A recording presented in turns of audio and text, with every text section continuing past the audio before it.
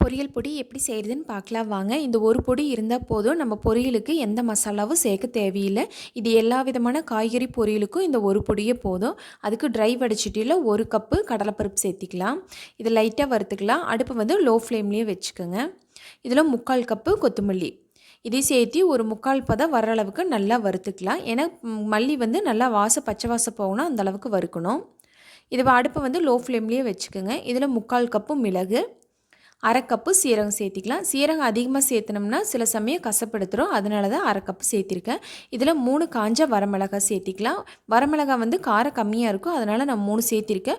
உங்களை மிளகாய் எப்படி காரம் இருக்கோ அதுக்கு தகுந்த மாதிரி சேர்த்திக்கோங்க. ஏன்னா ஆல்ரெடி நம்ம மிளகு சேர்த்திருக்கோம், மிளகுலேயும் காரம் இருக்கும், அதனால தான். இதை நல்லா பச்சை வாசம் போகிற அளவுக்கு வறுத்துட்டு நம்ம ஆற வச்சு அரைச்சி எடுத்துக்கலாம்.